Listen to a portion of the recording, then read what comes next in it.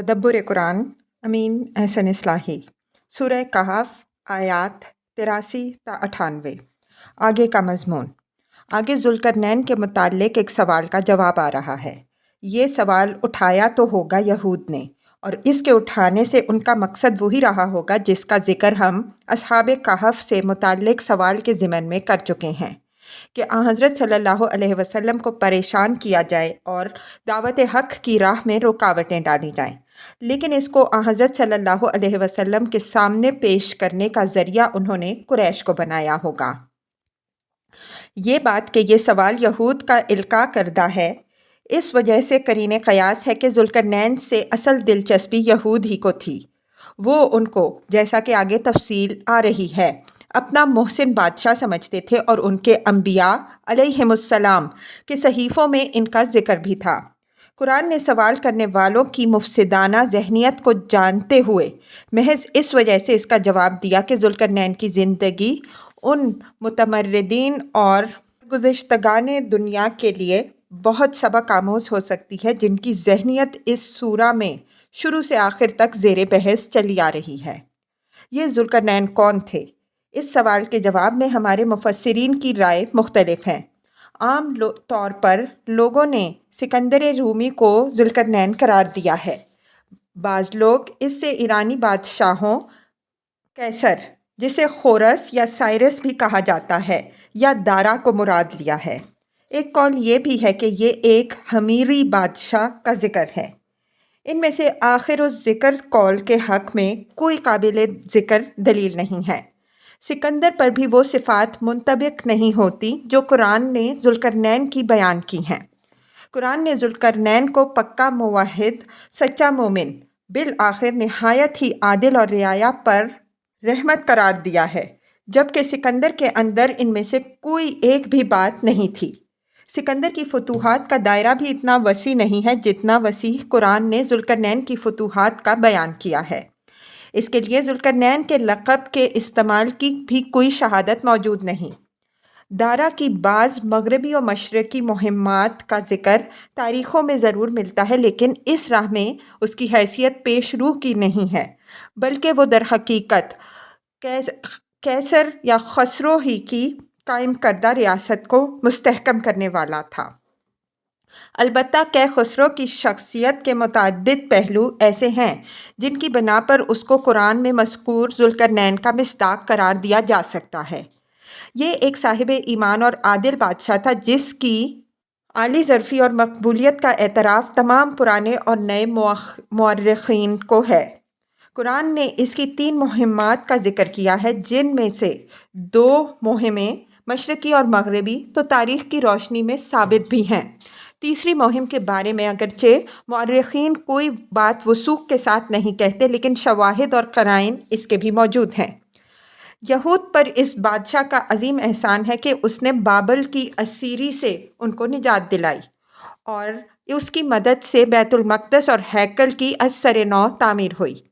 यहूद के अंबिया अलैहिमुस्सलाम ने उनकी पेशन गोई भी की थी। यशयाह में है, खुदावंद अपने ममसूह खोरस के हक़ में यूँ फरमाता है कि मैंने उसका दाहिना हाथ पकड़ा कि उम्मतों को उसके सामने ज़ेर करूँ और बादशाहों की कमरें तोड़ डालूँ। इस पेशन गोई में खोरस साइरस की ज़रा सी बदली हुई शक्ल है और कै खुसरो के नाम का यूनानी तलफ़्फ़ुज़ है। इसी तरह दानियाल नबी का एक मकाशफ़ा यूँ मंकूल है, तब मैंने आँख उठाकर नज़र की और क्या देखता हूँ कि दरिया के पास एक मेंढा खड़ा है जिसके 2 सींग हैं। दोनों सींग ऊंचे थे, लेकिन एक दूसरे से बड़ा था और बड़ा दूसरे के बाद निकला था। मैंने उस मेंढे को देखा कि मगरिब व मशरिक़ और जुनूब की तरफ सींग मारता है, यहाँ तक कि ना कोई जानवर उसके सामने खड़ा हो सकता है और ना कोई उससे छुड़ा सकता। बनी ईल बाब 8 आयात 3 ता 4। इस मुकाशफ़ा की ताबीर हज़रत दानियाल अलैहिस्सलाम को हज़रत जिब्राईल अलैहिस्सलाम ने ये बताई कि 2 सींगों से मुराद मादा और फ़ारिस की 2 बादशाहतें हैं जिनको मऊद बादशाह ज़ेर नगीन करेगा। چنانچہ یہ واقعہ ہے کہ خسرو نے یہ دونوں سلطنتیں زیر نگین کر لیں اور اسی بنیاد پر اس کا لقب ذوالقرنین 2 سینگھوں والا قرار پایا۔ اس کا ایک مجسمہ ماضی قریب میں تنہر کے قریب دریافت ہوا ہے جو شیر اول کے زمانے میں نسب کرتا ہے۔ اس میں اس کے تاج میں 2 سینگ بھی ابھرے ہوئے نظر آتے ہیں۔ یہ ہو سکتا ہے کہ یہ مجرد جلال و جبروت کی علامت کے طور پر ابھارے گئے ہوں یا ان کے اندر وہی رمز پوشیدہ ہو جس کا حوالہ اوپر گزرا۔ اس روشنی میں اب آیات کی تلاوت فرمائیے۔ اعوذ باللہ من الشیطان الرجیم، بسم اللہ الرحمن الرحیم۔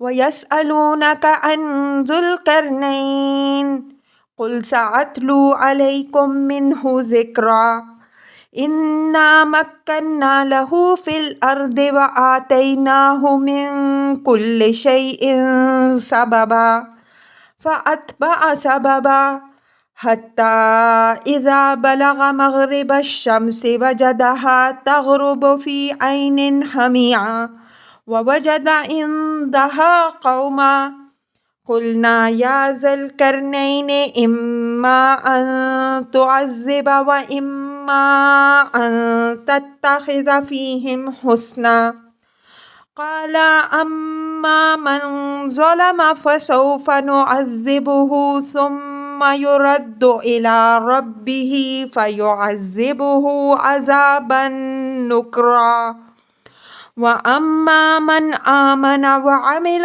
صَالِحًا فَلَهُ جَزَاءً الْحُسْنَى وَسَنَقُولُ لَهُ مِنْ أَمْرِنَا يُسْرًا ثُمَّ أَتْبَعَ سَبَبًا حَتَّى إِذَا بَلَغَ مَطْلِعَ الشَّمْسِ وَجَدَهَا تَطْلُعُ عَلَى قَوْمٍ لَمْ نَجْعَلْ لَهُم مِّن دُونِهَا سِتْرًا كَذَلِكَ وَقَدْ عَاهَدْنَا بِمَا لَدَيْهِ خُبْرًا ثُمَّ أَتْبَعَ سَبَبًا حَتَّى إِذَا بَلَغَ بَيْنَ السَّدَّيْنِ وَجَدَ مِن دُونِهِمَا قَوْمًا لَّا يَكَادُونَ يَفْقَهُونَ قَوْلًا قَالُوا يَا ذَا الْقَرْنَيْنِ إِنَّ يَأْجُوجَ وَمَأْجُوجَ مُفْسِدُونَ فِي الْأَرْضِ فَهَلْ نَجْعَلُ لَكَ خَرْجًا عَلَىٰ أَن تَجْعَلَ بَيْنَنَا وَبَيْنَهُمْ سَدًّا قَالَ مَا مَكَّنِّي فِيهِ رَبِّي خَيْرٌ فَأَعِينُونِي بِقُوَّةٍ أَجْعَلْ بَيْنَكُمْ وَبَيْنَهُمْ رَدْمًا آتوني زبر الحديد حتى إذا ساوى بين الصدفين قال انفخوا حتى إذا جعله نارا قال آتوني أفرغ عليه قطرا فما استطاعوا أن يظهره وما استطاعوا له نقبا قال هذا رحمة من ربي فإذا جاء وعد ربي جعله دكاء وكان وعد ربي حقا۔ ترجمہ۔ اور وہ تم سے ذوالقرنین کے بابت سوال کرتے ہیں، کہہ دو میں تم کو اس کا کچھ سبق آموز احوال سناؤں گا۔ ہم نے اس کو زمین میں بڑا اقتدار بخشا تھا اور اس کو ہر قسم کے اسباب و وسائل سے بہرہ مند کیا تھا۔ بس وہ ایک مرتبہ وسائل کے درپے ہوا یہاں تک کہ وہ سورج کے غروب ہونے کے مقام تک جا پہنچا۔ اس کو دیکھا کہ گویا وہ ایک سیاہ چشمے میں ڈوبتا ہے اور اس کے پاس اس کو ایک قوم ملی۔ ہم نے کہا کہ اے ذوالقرنین، چاہو ان کو سزا دو، چاہو ان کے ساتھ حسن سلوک کرو۔ اس نے کہا جو ان میں سے ظلم کا مرتکب ہوگا تو اس کو تو ہم بھی سزا دیں گے، پھر وہ اپنے رب کی طرف بھی لوٹایا جائے گا اور وہ اس کو نہایت سخت عذاب دے گا۔ رہا وہ جو ایمان اور عمل صالح اختیار کرے گا تو اس کے لیے اللہ کے پاس بھی اچھا بدلہ ہے اور ہم بھی اس کے ساتھ آسان معاملہ کریں گے۔ پھر اس نے ایک اور مہم کی تیاری کی، یہاں تک کہ جب وہ طلوع آفتاب کے مقام پر پہنچا تو اس نے اس کو ایک ایسی قوم پر طلوع ہوتے دیکھا جس کے لیے آفتاب کے بالمقابل ہم نے کوئی پردہ نہیں رکھا تھا۔ ایسا ہی ہم نے کیا اور ہم اس کے احوال سے خوب باخبر تھے۔ اس نے پھر ایک اور مہم کی تیاری کی، یہاں تک کہ دو پہاڑوں کے درمیان کے درے تک جا پہنچا۔ ان دونوں پہاڑوں کے درے کی دوسری طرف اس کو ایسے لوگ ملے جو کوئی بات سمجھ نہیں پاتے تھے۔ انہوں نے درخواست کی کہ اے ذوالقرنین، یاجوج و ماجوج ہمارے ملک میں فساد مچاتے رہتے ہیں، تو کیا یہ ہو سکتا ہے کہ ہم آپ کے لیے خرچ کا بندوبست کریں اور آپ ہمارے اور ان کے درمیان ایک دیوار کھڑی کر دیں؟ اس نے جواب دیا کہ میرے رب نے جو کچھ میرے تصرف میں دے رکھا ہے وہ کافی ہے، البتہ تم ہاتھ پاؤں سے مدد کرو۔ میں تمہارے اور ان کے درمیان ایک اوٹ کھڑی کیے دیتا ہوں۔ میرے پاس لوہے کے ٹکڑے لاؤ، یہاں تک کہ جب بیج کے خلا کو بھر دیا، حکم دیا اس کو خوب دہکاؤ، یہاں تک کہ جب اس کو آگ کر دیا، حکم دیا کہ اب تانبا لاؤ، اس پر انڈیل دوں۔ بس نہ تو وہ اس پر چڑھ ہی سکتے تھے اور نہ ہی اس میں نقب ہی لگا سکتے تھے۔ اس نے کہا یہ میرے رب کا ایک فضل ہے، بس جب میرے رب کے وعدے کا ظہور ہوگا اس کو وہ ہموار کر دے گا، اور میرے رب کا وعدہ شدنی ہے۔ الفاظ کی تحقیق اور آیات کی وضاحت۔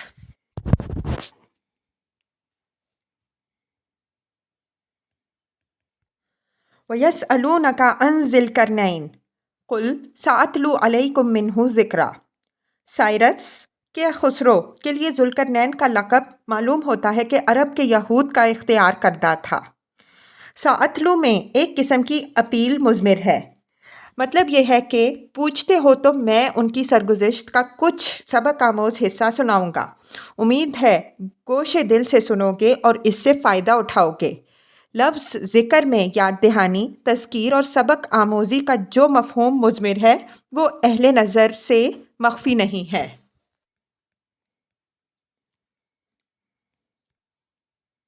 اِنَّا مَكَّنَّا لَهُ فِي الْأَرْضِ وَآتَيْنَاهُ مِنْ كُلِّ شَيْءٍ سَبَبًا۔ سببہ کے اصل معنی وسیلہ و ذریعہ کے ہیں۔ یہاں من کل شیء سببہ کا مطلب یہ ہے کہ اس کی مملکت میں ہر قسم کے وسائل و ذرائع، ریسورسز موجود تھے۔ کہ خسرو جس کا اصل نام کورش تھا کے متعلق یہ بات یاد رکھنی چاہیے کہ یہ 6 صدی قبل مسیح کے وسط میں اپنے والد کمبوچیا کی چھوٹی سی ریاست انشان کا والی مقرر ہوا۔ برسر اقتدار آتے ہی اس کو مادہ کے حکمران کے حملے کا مقابلہ کرنا پڑا جس میں اس کو فتح حاصل ہوئی۔ بعد کے چند سالوں میں اس نے وقت کی تمام بڑی ریاستوں کو زیر کر لیا اور بلحا سے مکران وہاں سے لے کر بحیرہ روم تک اس کا سکہ چلنے لگا۔ اس سے پہلے اس سے زیادہ وسیع اور پرشکوہ سلطنت کوئی اور قائم نہیں ہوئی تھی۔ فَأَتْبَعَ سَبَبًا، اتباع کے معنی پیچھے لگنے، درپے ہونے اور تعقب کرنے کے ہیں۔ اتبع سببا کے معنی ہوں گے کہ اس نے وسائل و ذرائع کا جائزہ لیا، اس کا اہتمام کیا، پھر یہیں سے ذرا وسیع معنی میں یہ کسی مہم کی تیاری کے لیے استعمال ہوا۔ حتیٰ اذا بلغ مغرب الشمس وجدها تغرب فی عین حمیہ ووجد عندها قوما قلنا یا ذی القرنین اما ان تعذب و اما ان تتخذ فیہم حسنا۔ مغرب الشمس تک پہنچنا تعبیر ہے اس مفہوم کی کہ وہ مغرب میں ساحل سمندر تک پہنچ گیا۔ وجدہا تغرب فی عین حمیہ، یعنی وہاں غروب آفتاب کے وقت ایسا نظر آتا کہ گویا وہ کسی سیاہ چشمے میں ڈوب رہا ہے۔ یہاں اس ٹکڑے سے مقصود اس حقیقت کا اظہار ہے کہ مغرب کی تمام دنیائے معلومہ جہاں تک اس وقت کے انسان کے قدم پہنچ سکتے تھے وہاں تک ذوالقرنین نے زیر نگیں کر لی۔ اب آگے سمندر تھا جس سے یہ معلوم ہوتا ہے کہ مغرب میں دنیا کی آخری حد یہی ہے اور سورج یہیں ڈوبتا ہے۔ یہ کہ خسرو کی پہلی مہم کی طرف اشارہ ہے جو اس کے دارالسلطنت حکمتانہ موجودہ ہمدان سے مغرب کے لیے ہوئی۔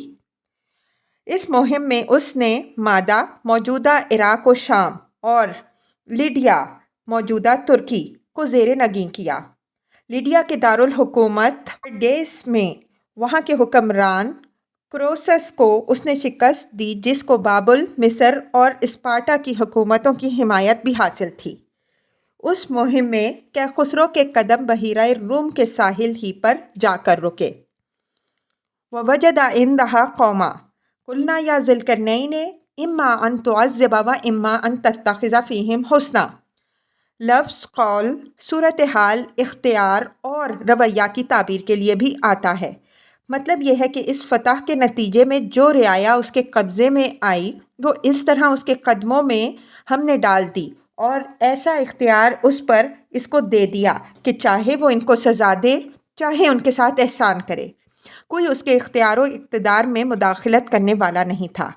یہ مطلب نہیں ہے کہ خدا نے قولاً اس کو یہ اجازت دی کہ وہ چاہے ظلم کرے اور چاہے عدل، اس کو دونوں کا یکساں حق ہے۔ حق تو صرف عدل اور احسان کا ہے۔ ہر بادشاہ اور حکمران خدا کی طرف سے عدل و احسان پر مامور ہے، لیکن اس کو چھوٹ ظلم و ناانصافی کے لیے بھی ملی ہوئی تھی۔ اگر وہ عدل کرے گا تو خدا سے اس کا انعام پائے گا، اور اگر ظلم کرے گا تو اس کی سزا بھگتے گا۔ حکمرانوں کے لیے اصل ہدایت وہی ہے جو اللہ تعالیٰ نے حضرت داؤد علیہ السلام کو خطاب کر کے دی ہے۔ یا داؤد انا جعلناک خلیفۃ فی الارض فاحکم بین الناس بالحق ولا تتبع الہوی فیضلک عن سبیل اللہ ان الذین یضلون عن سبیل اللہ لہم عذاب شدید بما نسوا یوم الحساب۔ ص 26۔ اے داؤد علیہ السلام، ہم نے تم کو زمین میں خلیفہ بنایا ہے، تو لوگوں کے درمیان انصاف کے ساتھ فیصلہ کرو، اور خواہش کی پیروی نہ کرو کہ وہ تمہیں اللہ کی راہ سے ہٹا دے۔ جو لوگ اللہ کی راہ سے بھٹک جائے ان کے لیے سخت عذاب ہے، بوجہ اس کے کہ وہ روز حساب کو بھول بیٹھے۔ آیت زیر بحث میں ذوالقرنین سے اسی نوع کا خطاب ہے جس طرح کا خطاب سورہ صاد میں حضرت سلیمان علیہ السلام سے ہے۔ ھذا عطاؤنا فامنن او امسک بغیر حساب۔ صاد 39۔ یہ ہماری تمہارے اوپر بے حساب بخشش ہے، تو چاہو تم لوگوں پر احسان کرو، چاہو اس کو روک لو۔ ظاہر ہے کہ یہ صرف اس آزادی کا بیان ہے جو انسان کو حاصل ہے کہ وہ چاہے کفر کی راہ اختیار کرے یا ایمان کی۔ اسی طرح اس کو یہ اختیار بھی حاصل ہے کہ اللہ کی نعمتیں پا کر چاہے جو کرم اور احسان و انفاق کی راہ اختیار کرے، چاہے قسط و بخالت کی۔ اس کو آزادی دونوں کی ملی ہوئی ہے، لیکن خدا کی نگاہوں میں ان میں سے پسندیدہ ایک ہی ہے، اور اسی کا اس نے اپنے بندوں سے مطالبہ کیا ہے۔ قال اما من ظلم فسوف نعذبه ثم يرد الى ربه فيعذبه عذابا نكرا واما من آمن وعمل صالحا فله جزاء الحسنى وسنقول له من امرنا یسرا۔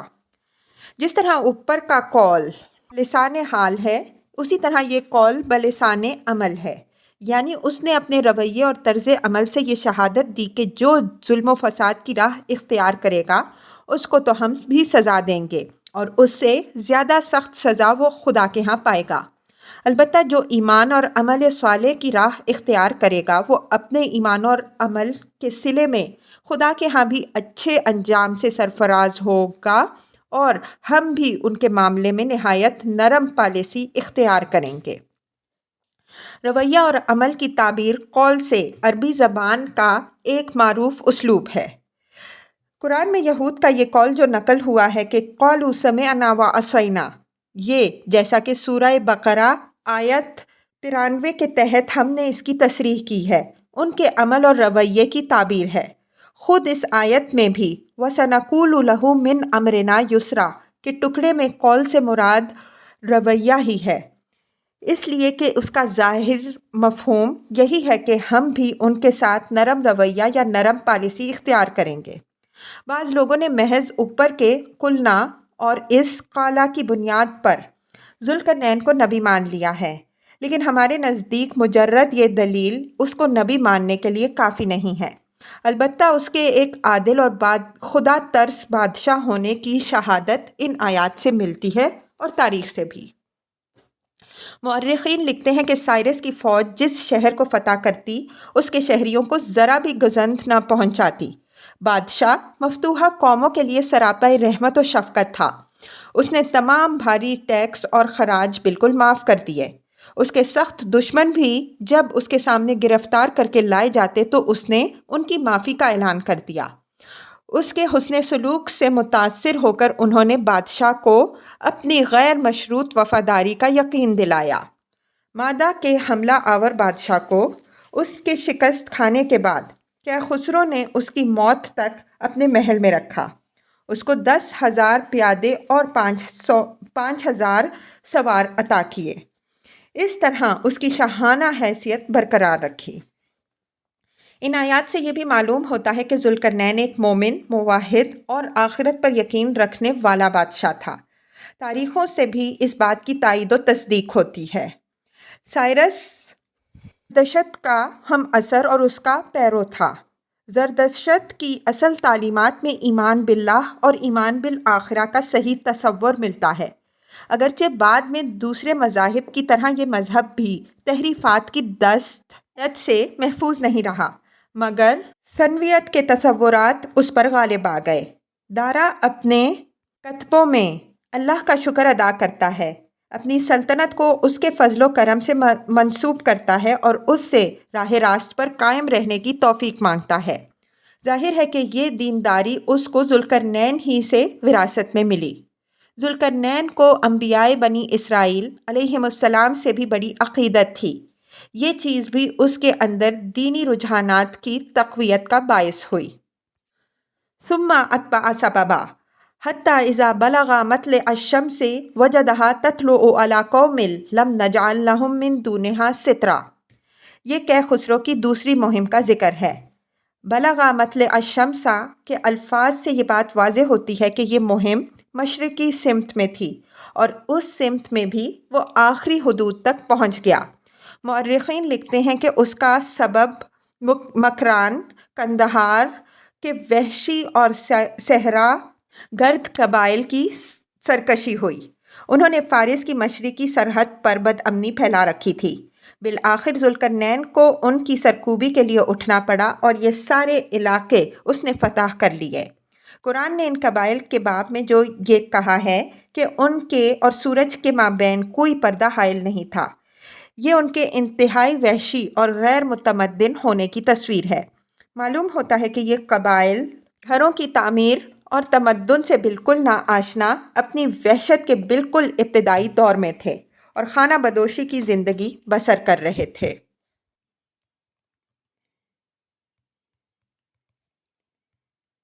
ذالک وقد احطنا بما لدیہ خبرا، یہ آیت بالکل اسی موقع و محل میں ہے جس موقع و محل میں سورہ انبیاء کی آیت وَلَقَدْ آتَيْنَا إِبْرَاهِيمَ رُشْدَهُ مِن قَبْلُ وَكُنَّا بِهِ عَالِمِينَ ہے۔ وہاں حضرت ابراہیم علیہ السلام کے منصب امامت و ہدایت پر سرفراز کیے جانے کی حکمت کی طرف اشارہ کرتے ہوئے فرمایا ہے کہ ہم اس سے اچھی طرح واقف تھے، یعنی ہم نے اگر اس کو یہ سرفرازی بخشی تو یوں ہی نہیں بخشتی بلکہ اس کی ان صلاحیتوں سے اچھی طرح واقف تھے جو اس کو اس منصب کا اہل ثابت کرتی تھیں۔ اسی طرح یہاں ذوالقرنین کی ان فتوحات کی طرف بھی اشارہ کرتے ہوئے جو اللہ کی عنایات سے ان کو حاصل ہوئیں، فرمایا کہ اس وسیع اقتدار اور عظیم امانت کو سنبھالنے کے لیے جس طرف اور جن صلاحیتوں کی ضرورت تھی وہ ان کے اندر بدرجہ کمال موجود تھیں اور ہم ان سے اچھی طرح باخبر تھے۔ ثم اتبع سببا حتی اذا بلغ بین السدین وجد من دونہما قوما لا یکادون یفقہون قولا قالوا یا ذا القرنین ان یأجوج ومأجوج مفسدون فی الارض فهل نجعل لك خرجا على ان تجعل بیننا وبینہم سدا قال ما مکنی فیہ ربی خیر فاعینونی بقوة اجعل بینکم وبینہم ردما آتونی زبر الحدید حتی اذا سعوا بین الصدفین قال انفخوا حتی اذا جعلہ نارا قال آتونی उफ़्रिग़ अलैहि क़ित्रा फ़मस्तताउ अन यज़हरुहु वमस्तताउ लहु नक़बा क़ाल हाज़ा रहमतुम मिर रब्बी फ़इज़ा जाअ वअदु रब्बी जअलहु दक्काअ व काना वअदु रब्बी हक़्क़ा। ये कैखुसरो की तीसरी मुहिम का ज़िक्र है। मुअर्रिख़ीन ने इस मुहिम का कोई ज़िक्र नहीं किया, लेकिन वो इतना बताते हैं कि बाबिल की फ़तह के बाद वो शिमाल मशरिक़ की सिमत में एक सफ़र पर रवाना हुआ। ग़ालिबन उसकी मंजिल बहर ख़िज़र कैस्पियन के मशरिक़ में तुर्किस्तान की जानिब थी। इसी सफ़र के दौरान वो किसी खुड में गिरकर हलाक हो गया। मालूम होता है कि इस मुहिम के दौरान उस सद की तामीर का वो वाक़या पेश आया जिसका कुरान ने यहाँ तज़किरा किया है। ये सद, जैसा कि कुरान से वाज़ेह है, याजूज व माजूज के हमलों को रोकने के लिए तामीर की गई थी। याजूज व माजूज से मुराद नूह अलैहिस्सलाम के बेटे याफ़िस की वो औलाद है जो एशिया के शुमाली इलाकों में आबाद हुई। हिज़क़ील फरमाते हैं, और खुदावंद का कलाम मुझ पर नाजिल हुआ है कि ए आदमज़ाद, जूज की तरफ जो माजूज की सरजमीन है और रूश, मस्क और तोबिल का फरमा रवा है, मुतवज्जो हो और उसके ख़िलाफ़ नबूवत कर। हिज़क़ील बाब 38 आयत 1। और कह, खुदावंद यूँ फरमाता है, देख ए जूज, रूश, मश्क और तोबल के फरमा रवा मैं तेरा मुखालिफ हूँ और मैं तुझे फिरा दूँगा और तुझे लिए फिरूँगा और शुमाल के दूर अतराफ से चढ़ा लाऊँगा। हिज़क़ील बाब 39 आयत 1 ता 2। रूश, मस्क और तोबल के नाम अब तक रशिया, मॉस्को और बालिस्क की सूरत में मौजूद हैं और ये इलाके फ़लस्तीन से शुमाल के बईद अतराफ़ में हैं। याजूज व माजूज के कबाइल बहर ख़िज़र के शुमाल की जानिब और वस्त एशिया में मंगोलिया के इलाके में आबाद थे। ईरान पर उनकी ताख्त तुर्किस्तान के रस्ते से भी होती थी और कोहे कफ़क़ाज़ के दुर्रे की राह से भी। कोहे कफ़क़ाज़ कॉकेशिया के खुसरो के दारुल हुकूमत से ठीक शुमाल को है, इसलिए ऐन मुमकिन है कि बादशाह ने दुर्रे को बंद करके उस ख़तरे का सद्देबाब कर देना चाहा हो। कोहे कफ़क़ाज़ के दुर्राए दारियाल में एक आहनी दीवार मौजूद है। सयाहों ने अपने सफ़रनामों में इसका तज़किरा भी किया है। रिवायात में है कि अब्बासी खलीफा वासिक ने इस दीवार की तहक़ीक़ात पर 50 अफराद की एक टीम मुकर्रर की, जिसने उसके मौका महल का सुराग लगाया। इस दीवार को लोग दारा या नौशरवां की तरफ मंसूब करते हैं, लेकिन ज़्यादा शवाहिद इस बात के हक़ पे हैं कि ये कैखुसरो ने तामीर कराई होगी। मसलन ये बात पाया तहक़ीक़ को पहुँच चुकी है। कैखुसरो की सल्तनत की शुमाली हद कोहे कफ़क़ाज़ तक थी। इतना वसी इलाका ज़ेरे नगीं कर लेना सिर्फ़ इस सूरत में मुमकिन है जब उसने इस इलाके को फ़तह करने के लिए कोई इक़दाम किया हो। कोरश नाम का एक शहर और एक दरिया कोहे कफ़क़ाज़ के इलाके में अब तक मौजूद है। आहनी दीवार को गोरा का नाम दिया जाता है, जो कोरश ही की बिगड़ी हुई शक्ल मालूम होती है। ये दीवार धात से दो पहाड़ों के दरमियान बनी हुई है और इसके निचले हिस्से में बरसात के पानी के निकलने के लिए कुछ जगह छोड़ दी गई है। ला यकादूना यफ़क़हूना क़ौला से मालूम होता है कि दूसरी कौमों से भी उन लोगों का कोई मेल जोल ना था। अपने इलाके के अंदर महदूद और दूसरों से बिल्कुल बेताल्लुक़ ज़िंदगी रखने की वजह से ये दूसरों की ज़बान मुश्किल ही से समझ पाते थे। वमा मक्कन्नी फ़ीहे रब्बी खैर फ़आइनूनी बिक़ुव्वा। कुव्वा से मुराद यहाँ मैन पावर है। मतलब यह है कि रियाया ने दीवार की तामीर के लिए मसारिफ़ की फ़राहमी की जो पेशकश की, वो अज़राह फ़याज़ी ज़ुल्क़रनैन ने कबूल नहीं की। फरमाया कि जहाँ तक माल का ताल्लुक़ है, वो जितना कुछ मेरे रब ने मेरे तसर्रुफ़ में दे रखा है वो बेहतर है। इस बेहतर के लफ्ज़ में ये बात भी मुज़मिर है कि वो काफ़ी है, और ये बात भी इसमें है कि ये माल ज़ुल्म ताअद्दी और लूट मार की हर आलाइश से बिल्कुल पाक है। अलबत्ता लेबर तुम फराहम करो, मैं तुम्हारे और मुफ़सिदीन याजूज माजूज के दरमियान एक दीवार खड़ी किए देता हूँ। आतूनी ज़ुबर अल हदीद हत्ता इज़ा सावा बैन सदफ़ैन इलल आया। ज़ुबरा या ज़ुबरतुन की जमा है। इसके माना आहन पारे के हैं। सदफ़ खौल और खला को कहते हैं। यहाँ इसके मुसन्ना इस्तेमाल करने में उसके दोनों तरफ़ों का लिहाज है। जिस तरह मशरिक़ैन और मग़रिबैन में उनके दोनों अतराफ़ का लिहाज है, इसी तरह सदफ़ैन में उसके दोनों किनारों का लिहाज है।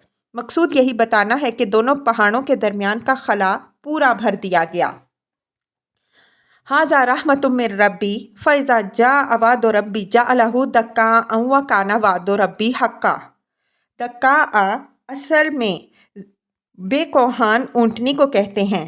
यहाँ इससे मुराद हमवार और बराबर कर देना है।